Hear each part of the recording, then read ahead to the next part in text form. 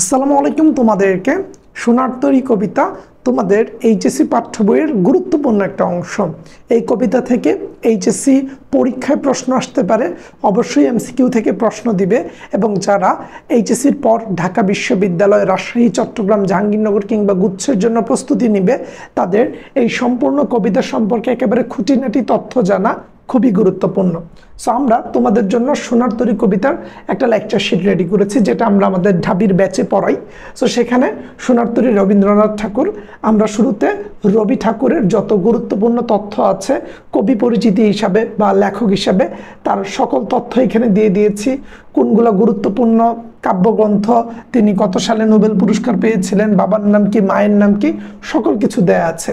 তারপর আমরা চলে গেছি মূল পাঠ পরিচিতিতে, যেখানে আমরা একেবারে উৎসতে আলোচনা করেছি সোনার তরী কবিতাটি রবীন্দ্রনাথ ঠাকুরের সোনার তরী কাব্যগ্রন্থের নাম কবিতা। এই কাব্যগ্রন্থের প্রথম কবিতা হচ্ছে এই সোনার তরী কবিতাটি। শতাধিক বছর ধরে কবিতাটি বিপুল আলোচনা ও নানামুখী ব্যাখ্যায় নতুন নতুন তাৎপর্যে অভিষিক্ত হয়েছে। তো এখানে মোটামুটি সম্পূর্ণ ঘটনাটা বলা হয়েছে। এখানে গুরুত্বপূর্ণ চরিত্র হচ্ছে কৃষক এবং মাঝি। একজন কৃষক এবং একজন মাঝির মধ্যে যে কথোপকথন, সেটাকে এই কবিতায় গুরুত্বপূর্ণ অংশ হিসাবে তুলে ধরা হয়েছে। তো তোমরা যারা যারা চাচ্ছ এই পিডিএফটা তোমাদের দরকার, আমরা পাঠ পরিচিতি দিচ্ছি, তারপর সম্পূর্ণ কবিতাটা এখানে আমরা তুলে দিয়েছি। কবিতাটার পরে এই কবিতার মধ্যে যত খুঁটিনাটি তথ্য ছিল, কয়টা ঋতুর নাম, কোন স্থানের নাম, কি বলতে কাকে বোঝানো হয়েছে, সকল কিছু দেয়া আছে। তারপরে আমরা যেটা দিয়েছি, আমরা এই কবিতার গুরুত্বপূর্ণ যে বানানগুলা সেগুলো দিয়েছি। এই কবিতায় যে সমাসগুলা সমাসবদ্ধ পদে তৈরি হয়েছে সেগুলো দিয়েছি, যেটা কোন সমাস, এটার ব্যাস বাক্যটা কি, যেটা তোমার এইচএসসির বোর্ড পরীক্ষায় সমাস থেকে প্রশ্ন আসার ক্ষেত্রে কাজে লাগতে পারে, কিংবা আফটার এইচএসসি ঢাকা বিশ্ববিদ্যালয়ের জন্য কাজে লাগবে। ঠিক একই অর্থে গুরুত্বপূর্ণ শব্দার্থ এবং উচ্চারণ আমরা দিয়েছি। প্রকৃতি ও প্রত্যয় যুগে যে শব্দগুলো হয় সেগুলো দিয়েছি। তারপর আমরা শব্দার্থ টিকা, অর্থাৎ এই কবিতায় কোন শব্দ দ্বারা কি বোঝানো হয়েছে, একেবারে কবিতার পাঠ্য বইয়ের অংশটাকে আমরা এখানে ইনক্লুড করেছি। তারপর বিশেষ সংযোজন, বাঁকা জল বলতে, সোনার তরী বলতে, শ্রাবণ গগন, শূন্য বলতে, কৃষক, মাঝি বলতে কি বোঝানো হয়েছে। আমরা এখানে লিখিত অংশের পার্টটা দিয়েছি। যারা মূলত এইচএসসিতে সৃজনশীল লিখবে, কিংবা আফটার এইচএসসি যারা হচ্ছে ঢাকা বিশ্ববিদ্যালয়ের লিখিত পরীক্ষা দিবে, তারা কোন টাইপ প্রশ্ন পাবে, কীরকম হতে পারে উত্তর, সেগুলো আমরা ব্যাখ্যা সহকারে দিয়েছি। আর সবার শেষে আমরা যেটা করেছি, বিগত বছরগুলোতে এই সোনার তরী কবিতা থেকে ঢাকা বিশ্ববিদ্যালয়, রাজশাহী বিশ্ববিদ্যালয়, জাহাঙ্গীরনগর বিশ্ববিদ্যালয়, তারপর হচ্ছে আমরা যদি দেখি চট্টগ্রাম বিশ্ববিদ্যালয়, খুলনা ইসলামী বিশ্ববিদ্যালয়, তারপরে হচ্ছে আমাদের বেগম রোকেয়া, জাতীয় কবি কাজী নজরুল, বঙ্গবন্ধু শেখ মুজিবুর রহমান বিজ্ঞান ও প্রযুক্তি বিশ্ববিদ্যালয়, যে প্রশ্নগুলো ছিল দিয়েছি। তারপর বিগত বছরগুলোতে এইচএসসির বিভিন্ন বোর্ড পরীক্ষায় যে প্রশ্নগুলো এসেছিল, সব প্রশ্ন আমরা এখানে একত্রিত করেছি। অর্থাৎ আমরা প্রায় 60টা এমসিকিউ দিয়েছি, যেগুলা বিগত বছরে বিভিন্ন পাবলিক বিশ্ববিদ্যালয়ের ভর্তি পরীক্ষা এবং এইচএসসি পরীক্ষা এসেছে। এত খুঁটিনাটি জানার পর তোমার কিভাবে এইচএসসি পরীক্ষার প্রস্তুতিতে ঘাটতি থাকবে, তোমার কিভাবে ঢাকা বিশ্ববিদ্যালয়ের জন্য প্রস্তুতিতে ঘাটতি থাকবে। এবং তুমি জানো যে আমরা মূলত টার্গেট ডিউ, অর্থাৎ ঢাকা বিশ্ববিদ্যালয়কে কেন্দ্র করেই পড়িয়ে থাকি। এইচএসসির পরে আমাদের ঢাকা বিশ্ববিদ্যালয়ের ব্যাচ শুরু হতে যাচ্ছে। সো আমি যদি এই কবিতার গুরুত্বপূর্ণ সব কিছুই তোমাদেরকে দেখিয়েছি। যারা যারা পিডিএফটা নিবে, পিডিএফটা পেতে হলে তুমি আমাদের এই ভিডিওটা তোমার টাইমলাইনে শেয়ার করে দিবা, ফেসবুক টাইমলাইনে, এবং তোমার এইচএসসিতে পড়ুয়া বন্ধুকে কমেন্টে মেনশন করে দিবা। ইউটিউবে ভিডিওটা দেখলে তুমি কমেন্ট বক্সটা চেক করো, পেয়ে যাবা। এছাড়া তুমি ইউটিউবে থাকলে প্রো উইথ স্বাধীন নামে আমাদের ফেসবুক পেজ আছে, একই নামে। তুমি ফেসবুকে এসে আমাদের পেজে ফলো দিয়ে পেজে মেসেজ করলে পিডিএফ পেয়ে যাবা। আর যারা ফেসবুকে আছো, প্রো উইথ স্বাধীন নামে একই নামে আমাদের ইউটিউব চ্যানেল আছে, যেখানে আমরা প্রতিদিন নিয়মিত ভিডিও দেই, যেগুলো তোমার কাজে লাগবে। সো আমি যদি একটু কবিতাটাতেই যাই, যে আসলে কবিতার মাধ্যমে কি বোঝানো হয়েছে, তাহলে তোমাদের জন্য শুরু হবে। দেখো, সহজ হবে। বলা হচ্ছে, গগনে গরজে মেঘ। গগনে মানে আকাশে, গরজে মানে গর্জে, অর্থাৎ আকাশে শব্দ হচ্ছে মেঘের। ঘন বর্ষা, একেবারে বর্ষার মূল মৌসুমে। কুলে একা বসে আছি, অর্থাৎ নদীর কুলে একা বসে আছে। নাহি ভরসা, কোনো ভরসা নাই কোন সময় বৃষ্টি বৃষ্টি চলে আসে। রাশি রাশি ভাড়া ভাড়া ধান কাটা হলো সারা, বলা হচ্ছে একেবারে বেশি বেশি করে হচ্ছে ধান কেটে শেষ করেছে। ভরা নদী খুঁড়ো দ্বারা খর পরশা, কাটিতে কাটিতে দান এলো বর্ষা। কইছে একেবারে নদী ভরা, একেবারে সব কিছু জেগে আছে। তারপর হচ্ছে ধান কাটতে কাটতে একেবারে বর্ষার মৌসুমটা চলে আসলো। এরপর বলছে একখানি ছোট ক্ষেত আমি একেলা, চারিদিকে বাঁকা জল করেছে খেলা।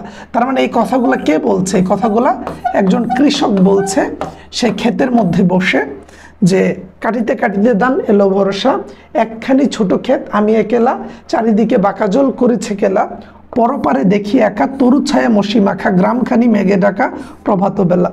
বলতেছে একেবারে সব দেখছি অন্ধকার হয়ে আসতেছে, গ্রামটা সকালবেলা। অর্থাৎ যদি বলা হয় যে কবিতায় কোন সময়ের কথা উল্লেখ আছে, উত্তর কি হবে? প্রভাত বেলা, সকালবেলার কথা উল্লেখ আছে। তারপর বলা হচ্ছে কি, এপারেতে ছোট ক্ষেত আমি একেলা, গান গেয়ে তরিবে কে আসে পারে, দেখে যেন মনে হয় চিনি উহারে। তারপর কৃষক ধান কাটতে কাটতে বলতেছে যে গান গেয়ে তরিবে কে আসে পারে, যে গান গেয়ে নৌকা নিয়ে দিকে কে আসতেছে, দেখে যেন মনে হয় চিনি উহারে, দেখে মনে হচ্ছে তাকে যেন চিনি। ভরা পালে চলে যায়, ভরা পালে মানে তার একেবারে পুরো নৌকা বুঝাই করা, সে চলে যাচ্ছে। কোনো দিকে নাহি চায়, কোনো দিকে চাচ্ছে না, ঢেউগুলো নিরুপায় ভাঙে দুধারে, দেখে যেন মনে হয় চিনি উহারে। বলা হচ্ছে যে ঢেউ আসতেছে, সাইডে লাগতেছে জমির, এবং দেখে মনে হচ্ছে তাকে চিনি। অগো তুমি কোথা যাও কোন বিদেশে, বারেক ভিড়াও তরি কুলেতে এসে। তো সেই মাঝি, মানে মাঝি না, সেই কৃষক মাঝিকে বলতেছেন, অর্থাৎ নৌকার মাঝিকে, যে তুমি কোন দেশে যাচ্ছ, তোমার নৌকাটা নিয়ে এখানে একটু আসো। যেও যেথা যেতে চাও, যারে খুশি তারে দাও, শুধু তুমি নিয়ে যাও ক্ষণিকে এসে আমার সোনার ধান কুলেতে এসে। তো সে বলছে যে তোমার যেই জায়গায় যাওয়ার ইচ্ছে ওই জায়গায় যাও, এখানে একটু আসো, আমার ধানগুলো আছে, ওই ধানগুলো তো আসলে নিতে হবে। আমার সোনার ধান কুলেতে এসে, যত চাও তত লও তরণী পরে, যা মানে আর আছে আর নাই দিয়েছি বরে, এতকাল নদী কূলে যাহা লয়ে ছিনু ভুলে। বলা হচ্ছে যে এই নদী কূলে এতদিন আমি যা যা করেছি সব তোমার দিয়ে দিলাম, সকলেই দিলাম তুলে থরে বিথরে। ঠিক আছে, বলছে যে সব কিছুই তোমারে তুলে দিছি থরে বিথরে। এখন আমারে লহু করোনা করে, ঠাই নাই ছোট সেতরি। তখন ওই মাঝি বলতেছে যে এমনি জায়গা নাই, আমারই সোনার ধানে গিয়েছে বরি। বলছে আমার ধানেই তো ভরে গেছে পুরাটা। শ্রাবণ গগন ঘিরে ঘন মেঘ ঘুরে ফিরে, শূন্য নদীর তীরে রহিন পরি, যাহা ছিল নিয়ে গেল সোনার তরি। বলা হচ্ছে যে আসলে আমার নেওয়ার মতো আর কিছু নেই, আমার নৌকাতেই জায়গা নাই, আমি তোমার জিনিসটা নিতে পারবো না। সেখানে সোনার তরি বলতে লেখক বা কবিতার নিজের মহৎ কর্মকে বোঝাচ্ছে, যে আমি যা যা করেছি পারলে সবই নিয়ে যাও, মানে এই পৃথিবীতে কেন আসলাম, কি বললাম। এখানে সোনার ধান মানে সোনার ধান বলতে বোঝানো হচ্ছে যে নিজের যে কর্ম, নিজের যে সৎকর্ম, সেটাকেই সোনার ধান একটা প্রতীক রূপে বলা হচ্ছে। এই প্রবন্ধের বিষয়বস্তু, গুরুত্বপূর্ণ তথ্য এখানে তুমি দেখতে পারবা, যে সোনার তরী কবিতাটি নেওয়া হয়েছে সোনার তরী কাব্যগ্রন্থ থেকে। এটি কাব্যগ্রন্থের নাম কবিতা। এই কবিতার প্রেক্ষাপট হচ্ছে বিরূপ পরিবেশে এক কৃষকের অসহায়ত্ব, ফসল তোলার অনিশ্চয়তা। কবিতাটি বিশেষ তাৎপর্যময় হয়ে উঠেছে বিপুল আলোচনায়, অসংখ্য নানামুখী ব্যাখ্যায়। কবিতাটিতে উপস্থাপিত হয়েছে বর্ষাকাল, সকালবেলা, বর্ষণমুখর দিনে মেঘ গর্জন করছে আকাশে। কৃষক কুলে বসে আছে ধান কাটার পর, ছোট ক্ষেতে একা, ভরসা নেই তার প্রতিকূল পরিস্থিতিতে ফসল ঘরে তোলার। কাটা ধান রাখা হয়েছে কোথায়? অসংখ্য ভাড়ায়। এ সময় আগমন ঘটে বর্ষার। নদীটি পরিপূর্ণ জলে, এর ধারা ক্ষুরোধারা বাঁকা জল খেলা করে ভরা নদীর চারপাশে। সো তোমরা যারা যারা চাচ্ছ যে ভাইয়া আমি এই পিডিএফটা পড়লে আসলে আমার কাজে দিবে, এখানে অসংখ্য তথ্য খুব সুন্দর করে আপনারা গুছিয়ে দিয়েছেন, যেটা শুধুমাত্র আমার এইচএসসি না, আমি এইচএসসির পরে ভাইয়া ঢাকা বিশ্ববিদ্যালয় নিয়ে পরিকল্পনা করছি। তাহলে আমি তোমাকে বলবো তুমি ভিডিওটা শেয়ার দিয়ে তোমার বন্ধুদেরকে কমেন্টে একটু মেনশন করে দাও। আমি তোমাকে বলবো যে তুমি আমাদের এই চমৎকার পিডিএফটা তোমরা সংগ্রহে রাখো। যারা যারা বিশেষ করে ঢাকা বিশ্ববিদ্যালয়ে ভর্তি পরীক্ষা দিবে, তাদের জন্য আমাদের একটা টার্গেট ডিউ ব্যাচ আছে। সো সেই টার্গেট ডিউ ব্যাচে তোমরা চাইলে যুক্ত হতে পারো, যেখানে আমরা ঢাকা বিশ্ববিদ্যালয়ের জন্য মানবিক কিংবা বিভাগ পরিবর্তন ইউনিটের বাংলার 50টি, তারপর হচ্ছে ইংরেজির 50টি, এবং জিকের জন্য 50টি ক্লাস নিচ্ছি এবং ক্লাসগুলো নিবে ঢাকা বিশ্ববিদ্যালয়ে অধ্যয়নরত শিক্ষার্থীরা যারা এই টপিকগুলোতে দক্ষ ও পারদর্শী।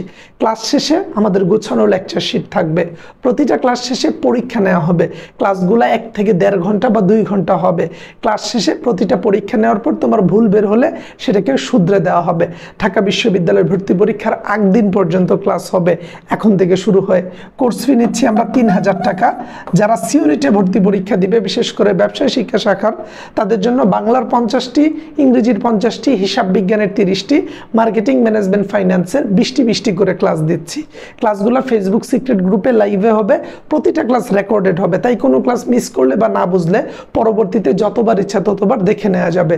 আর এই ব্যাচ সম্পর্কে বিস্তারিত জানতে তুমি আমাদের নাম্বারে কল দিতে পারো, আমরা বিস্তারিত সকল কিছু তোমাকে বলে দিব এবং এই ব্যাচের মাধ্যমে তুমি তোমার প্রস্তুতি গুছিয়ে নিতে পারবে।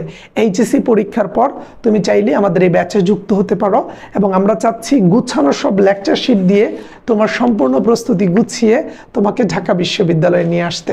আজকের ভিডিওটা ভালো লাগলে অবশ্যই কমেন্ট করবা, বন্ধুদেরকে আমাদের ইউটিউব চ্যানেল এবং ফেসবুক পেজ সম্পর্কে জানিয়ে দাও। ইনশাল্লাহ ভালো কিছু হবে। আসসালামু আলাইকুম।